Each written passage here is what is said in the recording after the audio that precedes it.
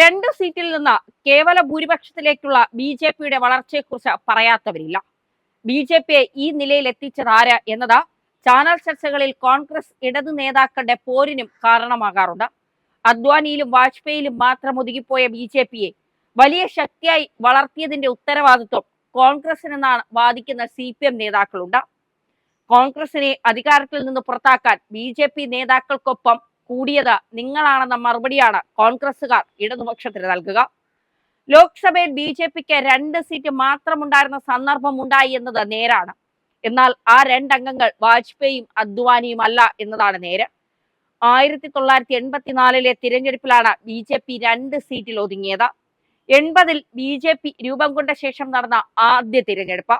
ഇന്ദിരാഗാന്ധിയുടെ മരണത്തെ തുടർന്നുണ്ടായ സഹതാപ തരംഗം ആഞ്ഞടിച്ചപ്പോൾ പാർട്ടി അധ്യക്ഷൻ വാജ്പേയി ഉൾപ്പെടെയുള്ള നേതാക്കൾ ദയനീയമായി തോറ്റു. ഗോളിയോറിൽ മാധവറാവു സിന്ധ്യയോട് 2.25 ലക്ഷം വോട്ടിനാണ് വാജ്പേയി പരാജയപ്പെട്ടത്. രാജ്യസഭാ അംഗമായിരുന്ന അദ്വാനി മത്സരിച്ചില്ല. അമേഠിയിൽ രാജീവ് ഗാന്ധിക്ക് 3.65 ലക്ഷം വോട്ട് കിട്ടിയപ്പോൾ 2ാം സ്ഥാനത്തെത്തിയ മേനകാ ഗാന്ധിക്ക് കിട്ടിയത് 1/2 ലക്ഷം വോട്ട് മാത്രമായിരുന്നു. അമിതാഭ് ബച്ചൻ ഉൾപ്പെടെ വൻ ഭൂരിപക്ഷത്തിന് ജയിച്ച തിരഞ്ഞെടുപ്പിൽ കോൺഗ്രസ് 404 സീറ്റുമായി ചരിത്രത്തിലെ ഏറ്റവും വലിയ വിജയം സ്വന്തമാക്കി. ഗുജറാത്തിൽ നിന്നും ആന്ധ്രയിൽ നിന്നുമാണ് ബി.ജെ.പിക്ക് ഓരോ സീറ്റ് കിട്ടിയത്. ഗുജറാത്തിലെ മൗന മണ്ഡലത്തിൽ നിന്ന് AK പാട്ടീലും ആന്ധ്രയിലെ ഹനംകൊണ്ടയിൽ നിന്ന് C ജഗ്ഗ റെഡ്ഡിയുമാണ് ജയിച്ചത്.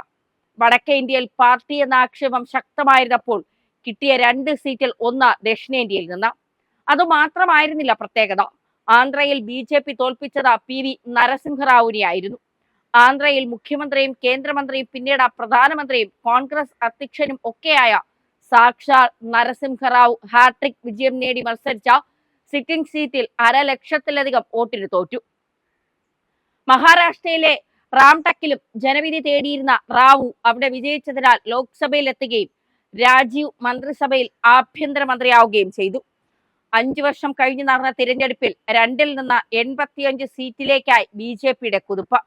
91-ൽ സീറ്റ് 120ആയി, 96-ൽ 161, 2004-ൽ 138, 2009-ൽ 116, 2014-ൽ 282 എന്നിങ്ങനെയായിരുന്നു ബി.ജെ.പിയുടെ വളർച്ച.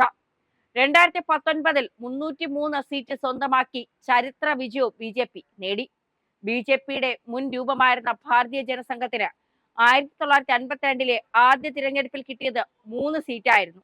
57-ൽ 1 സീറ്റ് കൂടി 4ആയി, 62-ൽ 14, 67-ൽ 35, 71-ൽ 22 എന്നിങ്ങനെയായിരുന്നു ജനസംഘം സീറ്റുകൾ.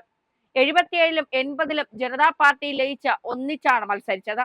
77-ൽ 295 സീറ്റ് നേടി ജനതാ പാർട്ടി അധികാരം പിടിച്ചപ്പോൾ 80-ൽ 37 സീറ്റാണ് കിട്ടിയത്.